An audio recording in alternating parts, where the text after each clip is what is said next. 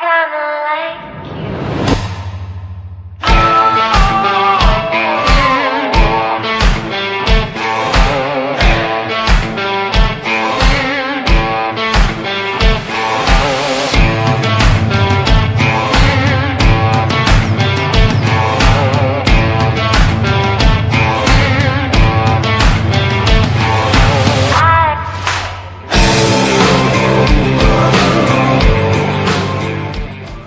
Hello everybody, welcome to the Daily Uncut. It's your boy Charlie, Charlie, the only light skinned lawyer you'll ever see, they'll ever be, and will only be.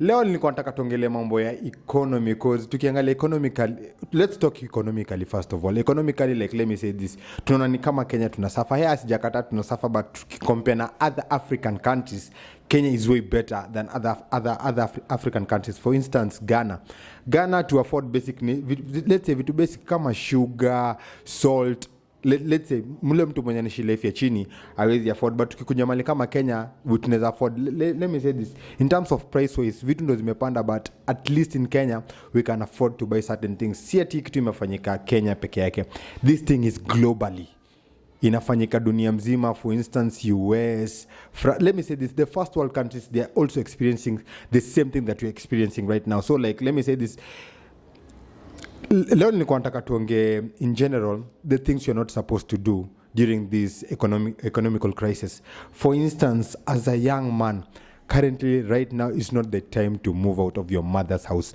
no matter what. Hata udanganywa na mabishte zako aje, usijaribu kutoka, cause like let me say this, the rates at which people are losing their jobs right now iko juu mbaya. So kitu ya kwanza, as a young man, the market is not predictable, so usijaribu kutoka kwa nyumba ya mama yako. Kitu ya pili ufai kufanya ni, let me say this, don't invest. Currently you can't invest because the market is not predictable.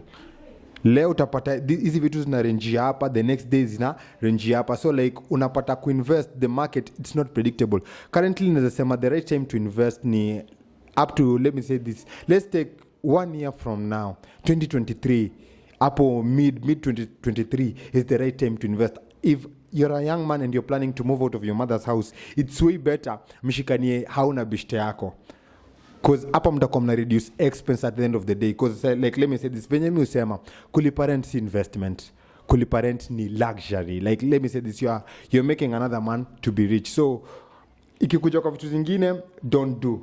Na kitu kingine kwa nataka kuambia watu ni like let me say this, there are a lot of things you're supposed to talk about, but let me cover a few things for my, let's say my peers, my age group, ndio wajue wakifanya vitu zingine kuna big consequences. Because like let me say this, during the year 1993, if I'm right, the Great Depression, people lost their jobs. Now like let me say this, currently mali tunaenda ni kama tunaenda kuwa na economical collapse.